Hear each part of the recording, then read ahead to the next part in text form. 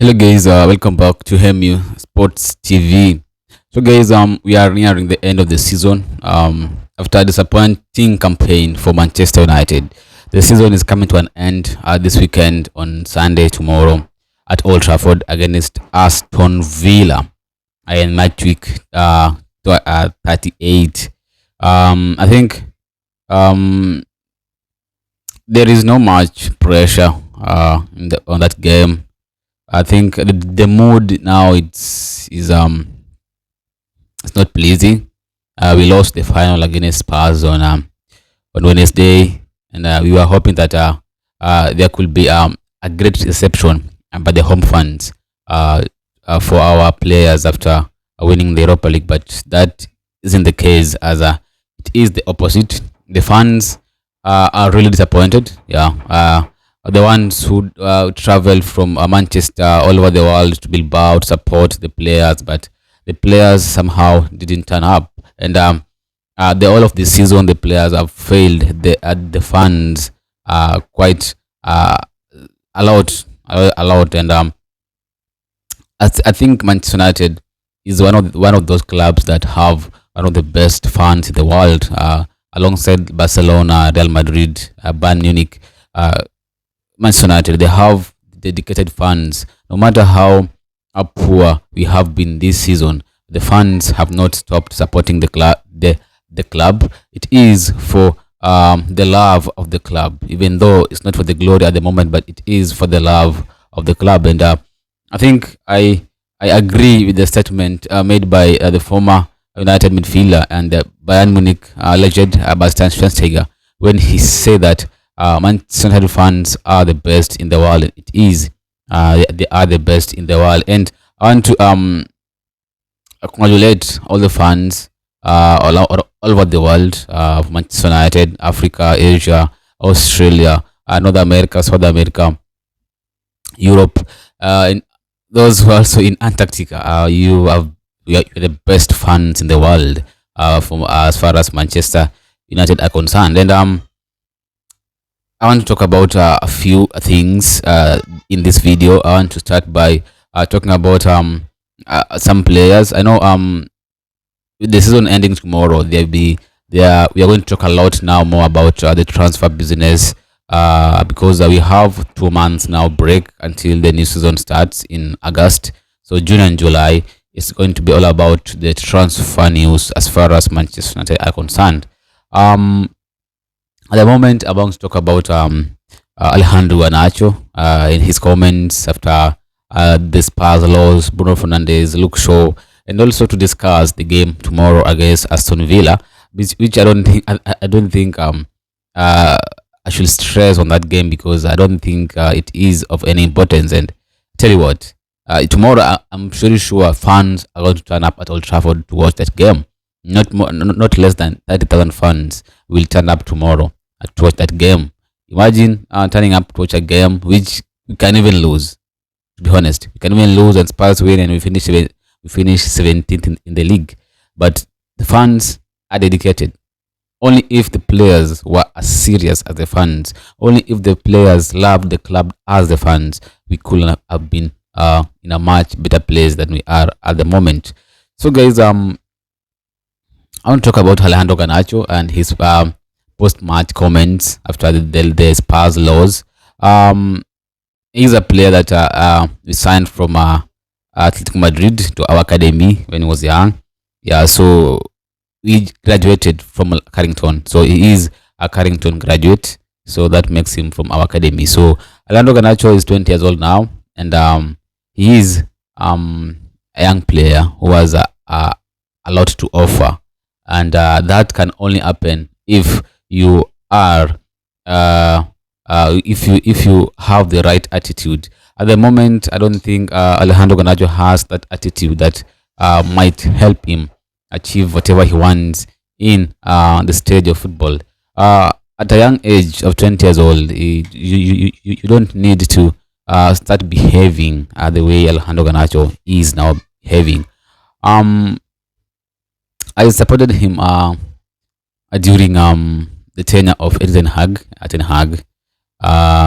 where there was some commotions, even his brother commented about that on Twitter, but I supported him that time. But I'm not impressed by whatever I read on the media about what his brother wrote after the game against Spurs. Also, what he commented after the game against Spurs. I think at the moment, only Bruno Fernandes, Alejandro Garnacho, and Luke Shaw has publicly commented on that game after the game against Spurs.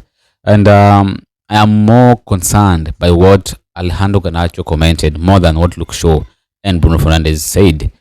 Because Alejandro Garnacho talked about he has played in every round, helped the team, but reaching the final, he only plays 20 minutes. So he was asking that why. He said about that. He said something about he will try to enjoy the summer and see what his future holds. So at the moment, Alejandro Garnacho is casting doubt on his Manchester United future. Yeah, he's not sure if he'll be here next season. At 20 years old, you have already started behaving like Lionel Messi, like Cristiano Ronaldo. He is idolizing Cristiano Ronaldo, but idolizing Cristiano Ronaldo does not make you Cristiano Ronaldo. When you compare Alejandro Garnacho with some of the wingers of this season in the Premier League, it makes you wonder why he's making a lot of noise and him and his brother in the social media instead of being showing gratitude, instead of being appreciative of what Ruben Amorim has done for him. He's trusted him no matter how wasteful he has been most of the season. Alejandro Garnacho has missed a lot of chances this season. Also last season. Last season he missed chances, but we said, you know what, he's still 19 years old. He will learn and he'll improve. This season, the same thing happened. Alejandro Garnacho missing chances, and there was no single point or moment where Ruben Amorim dropped him because he missed chances. Ruben Amorim has always supported his players no matter how much they underperform, and Holland can testify to that. So just to look the stats of Alejandro Garnacho this season in the Premier League. Out of 37 games we have played so far in the Premier League, Alejandro Garnacho has played 36 out of 37. That is 2,196 minutes he has played so far in the Premier League. That is Alejandro Garnacho. He has scored 6 goals and provided 2 assists. That is 8 goal contribution in 36 appearances, and you are somehow talking about how you help the team, and you are wondering why you were benched in the final. So it doesn't make sense at all. It doesn't make sense why Alejandro and his brother made those comments. So in the Europa League, where he said he has contributed a lot in every round, he has played 15 games in the Europa League. Remember, there were 8 games in the league phase. We played the round of 16. We played the quarterfinals. We played the semifinals. 2 games each. We played against Real Sociedad in round 16. We played against Lyon in quarterfinals, against Bilbao in semifinal. Those are 6 games. So 6 games in knockout phase, 8 games in the league phase. That is a total of 14 games plus the final. That gives you 15 games. Let me tell you something. Alejandro Garnacho has played 15 games out of 15. A minute of 974 minutes in the Europa League. He has 1 goal and 4 assists. 6 of 5 goal contribution in 15 appearances for Alejandro Garnacho. But somehow he was complaining why he was dropped in the final against Spurs. And I'm surprised to see a lot of comments all this about with the fans, some of the United fans are talking about if Alejandro Garnacho has started, we could have won the match. The same Alejandro Garnacho has been starting game in, game out, and you, the fans, have been criticizing the manager. Why are you starting Garnacho? Why Garnacho? Why Garnacho? Now Garnacho was benched against Spurs. He was brought in the 71st minute. Actually, he played well in those 20 minutes. So because he played well in those 20 minutes, fans, and I can't call them fans, criticizers. Yeah, criticizers are now talking about how Amorim bottled that game because he was supposed to bring in Garnacho. Okay, he was supposed to start Alejandro Garnacho. Let me tell you something. Ruben Amorim made a mistake. And this mistake was this. The first mistake he made was picking Bruno Fernandes and Casemiro as two deep midfielders, knowing very well that Spurs has Bissouma, Sarr, and Bentancur. These players are aggressive with the ball. They are aggressive with or without the ball. And having a player like Bruno Fernandes, who I think is always slow with the ball in midfield, and playing him deep, that was a mistake. He was supposed to play Casemiro and Manuel Ugarte in that midfield and play Bruno Fernandes ahead in front of these two midfielders. So that was the first mistake made by Ruben Amorim. The second mistake he made after a disastrous first half, where we could barely watch United conceding after a disastrous defending by Ali Maguire, Luke Shaw, and Andrew Onana. A mistake, a sloppy pass by Bruno Fernandes caused all that as well. Don't forget that. So after that disastrous first half, Ruben Amorim was supposed to make quick substitutions. Mason Mount was lost in the first half. Højlund was lost in the first half. Luke Shaw disastrous in the first half. So after Spurs scored the first goal, I knew it that Spurs are going to sit back. They are going to be defensive, and I was proved right. They were defensive from the first minute of the second half, the last minute of the second half. They were defensive, and United somehow, if any team plays defensive, they won't score. I think that's how Ange saw this game. It was all about score the first goal, then defend. That's it. It happened. So the mistake Ruben Amorim, the second mistake he did, was waiting until the 71st minute to make substitution, with Mason Mount, Højlund being awful. That was the mistake. The mistake was not by not starting Garnacho. The mistake was bringing Garnacho and Zirkzee that late. He was supposed to bring them at least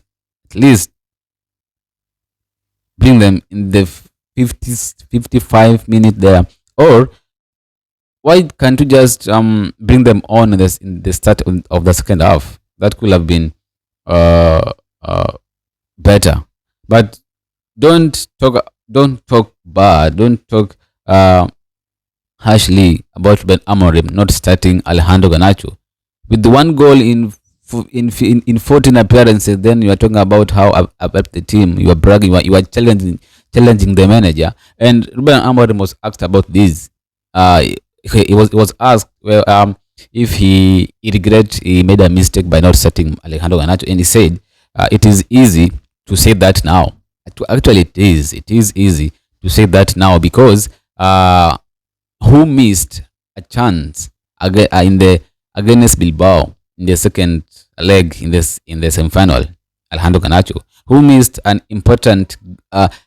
1-on-1 with the goalkeeper against Leon, the second leg of the quarterfinals. We could have been 3-0 up, and that could have been a game done, putting the game to bed. But Alejandro Garnacho missed. Leon scored 2 goals to make it 2-2. We almost got knocked out by Leon that game. So it's really disappointing to see some of the fans who I can't call them fans because that's not how real fans behave. A 20-year-old talking against the manager, questioning the decisions made by the manager. It's just ridiculous. Together with his brother, they are questioning what the manager does. This is club. This is Manchester United club. It is not a family club that players, agents, and sisters and brothers are talking about the manager. This all started with Paul Pogba's agent, the late Mino Raiola. He was always talking about Manchester United, talking about the manager, blah blah, this and that. Uh, and now we are seeing it with Alejandro Garnacho's brother. He's always talking about the manager, liking some tweets that are against Ten Hag, and now again with Ruben Amorim. I tell you what, I don't see Alejandro Garnacho being here next season, and I think it's high time now we cash on him. He should go wherever he wants to go. Chelsea, Napoli, Atletico Madrid. I don't know, but that kind of attitude a 20-year-old having at the moment, it is not welcoming, and it is what we are trying to escape. Manuel Ugarte, who has played he played almost every round in the Europa League, partnering with Casemiro. He played 0 minutes against Spurs in the final. Up to now, there have been no comments by Manuel Ugarte. Everybody is gutted. Everybody is disappointed we lost the final, and at the moment, we just needs to calm down. Yeah, calm the temper down. So Ugarte have not said anything yet, but here comes Alejandro Garnacho, alias Cristiano Ronaldo. Sometimes we make a mistake by overhyping these players, guys. Alejandro Garnacho is a good player, but he's not a great player yet. He's not there yet. Because if I see players like Anthony Elanga of Forest, I see players like Adson Odoi of Nottingham Forest, players like Wissa of Brentford, Brian Mbeumo of Brentford, Matheus Cunha of Wolves, even Brennan Johnson of Tottenham Hotspurs. All these players, they are doing much better than Alejandro Garnacho, but there's no hype around them.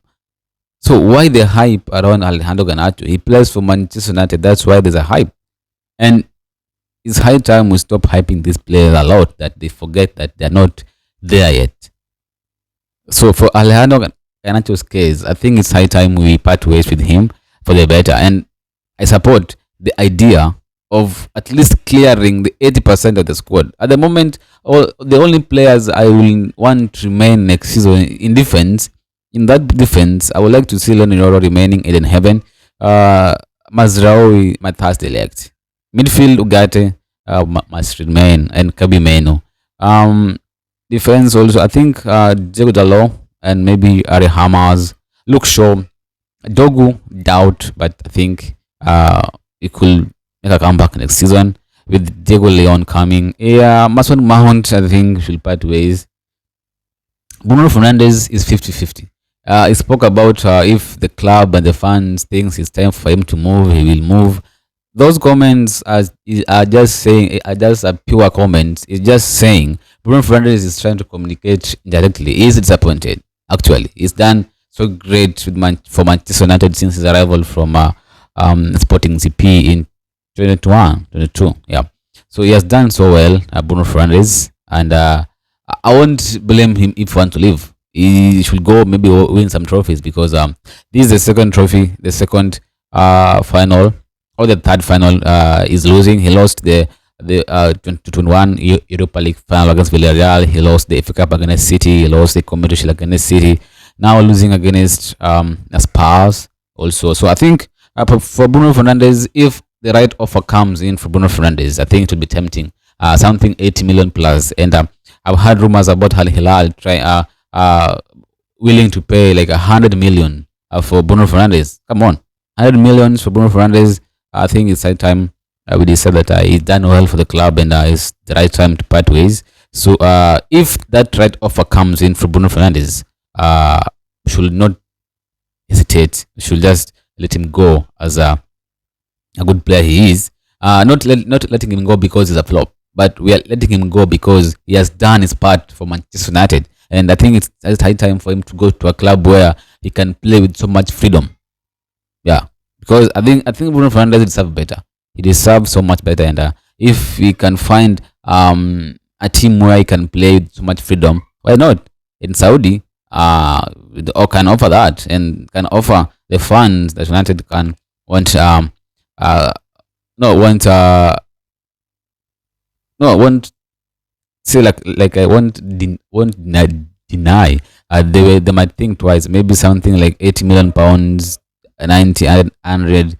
With the current financial crisis at United, trying to fight the PCR, I think United might accept the offer from Al Hilal, and together with Alejandro Garnacho, whom I think might be sold as well.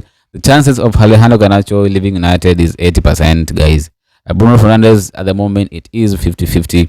I don't know about that yet. So I think it depends on Ruben Amorim. It depends on the player himself. It depends on the club, the board.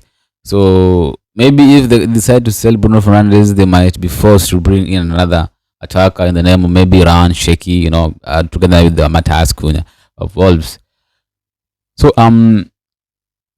Luke Shaw also made some comments. He was talking about how we should look ourselves in the mirror, and I think he's the first person to do that, because he was awful in the first half of that game, and him together with Patrick Dogo and Alejandro Nana, miscommunication in that defense cost the goal, and I think it's high time also we part ways with Luke Shaw. He has done his best since his arrival from Southampton in 2021. What injuries has dealt with him terribly, and I think he should go somewhere where he will play without so much pressure.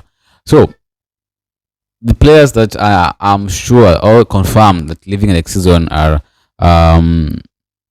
Johnny Evans on a free transfer, Victor Lindelof on a free transfer, Christian Eriksen on a free transfer. These players are leaving next season and are clearing that wage bill. Anthony is being sold with United. Price tag on him is understood to be 35 million pound at the moment. Rashford might leave as well. There are chances he's leaving with a 40 million price tag on him. Jordan Sancho, 25 million pounds from Chelsea. I think that should be done. So at the moment, Sancho, Rashford, Anthony, Lindelof, Christian Eriksen, and Johnny Evans are leaving Manchester United, and that is clearing the wage bill as well. So United at the moment, Ruben Amorim has 100 million to spend in the transfer market without the player sales. So United believe they can generate around 100 million from selling players. That will make it to 200 million pounds to spend in the transfer market. With Liverpool spending big, Kekes, Frimpong, Wiz, City will spend as well. Arsenal have already started spending on Zubi Mendy. They're looking for Cisco Gyökeres. Chelsea will spend actually. Spurs, after winning the Europa League, they'll spend. Newcastle will spend. Villa will spend. United, if they won't spend next season, it will be the same as this season. So, Aston Villa versus Manchester United tomorrow. The last game for this season, this terrible season. I think it's just, it's the end. And somehow I do say United doesn't deserve to be in Europe next season. I think this not playing in Europe next season is just a blessing in this case for the Red Devils. They need to refresh their minds and fight for top. For them to play in Europe next season, there are ways to qualify for Europe next season by winning the FA Cup, qualifying for Europa League, by finishing in top four. At the moment, is top four. The Champions League, top 5, Europa League, top 6, UEFA Conference League. So United need to do that. And according to what I read weeks ago, is United are targeting a top 6 finish next season in the Premier League. It will only be possible if the right deals are done this summer. So Manchester United versus Aston Villa tomorrow, game week 38. United are struggling. They have struggled in the league, and it's no surprise. For tomorrow's game is the big game for Villa, and they'll be going for the win because they want to play in the Champions League next season, because they're aiming for that top 5 finish, alongside Chelsea, Manchester City. So the league table is here. Just want to look at the position of Manchester United. Manchester United are 16th with 39 points. Will United finish the league without reaching 40 points, or will they manage against Villa tomorrow? Villa are currently sixth in the table with 66 points, same as Chelsea and same as Newcastle on 66 points. Seventh are Forest with 65 points. So Aston Villa needs to win. Chelsea are up against Forest. Aston Villa are up against Manchester United. Although this game doesn't mean anything for Manchester United, it means something for Villa. So will we throw another 3 points to Villa tomorrow, or will the Red Devil turn up and maybe one more win to make it 11 wins this season? Because if I'm not wrong, United have only won 10 times. Yeah, they've only won 10 times this season, losing 18 times, drawing 9 times, scoring 42 and conceding 54 goals, having a negative 12 goal difference. That's how bad it is for United this season. So tomorrow's match is going to be different for both of the teams. Aston Villa, they want to win. United, I don't know about their mentality at the moment. Yeah.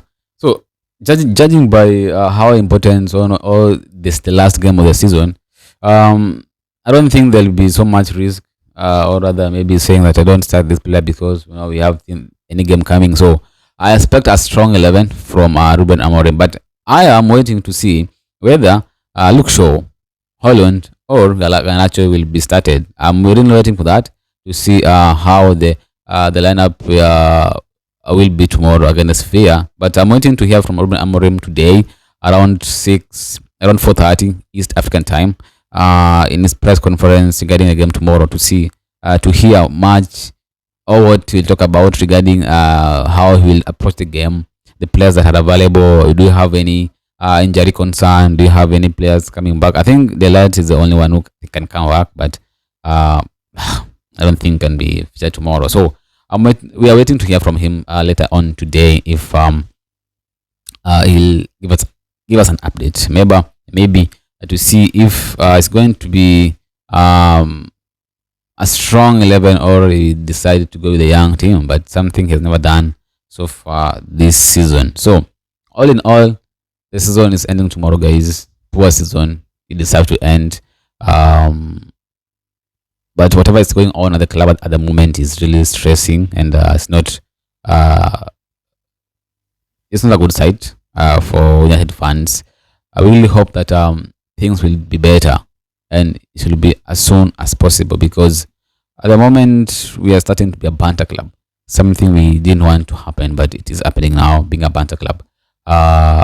After being one of the greatest teams or clubs in the world, two decades ago or a decade ago, we are now becoming a banter club, like AC Milan of Syria, so Marseille of League One. So a lot needs to change. And as I said yesterday, I wrote on the community side or community section yesterday. I talked about it is time now for the fans to stand up and throw these guys out, the Glazers and the Nails. When the Nails came in, I thought they were something different, and they had I thought they'll bring something different, and they made promises. It was really interesting to hear from them when they arrived, but at the moment, it's not great to see what's happening at the club at the moment. But whatever they are doing, whatever is happening now with the staff reduction, redundancies, and everything about the cost cutting measures being done by the Ineos and under Sir Jim Ratcliffe, I really hope it is something that will yield.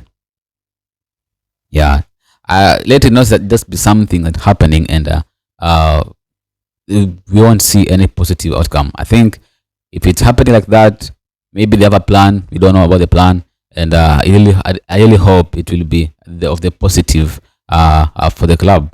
At the moment, I can say that really hope for the best. But one thing in mind is that Ruben Amorim is here to stay. He is a good coach, and he's the only one I think can take United back to the glory days.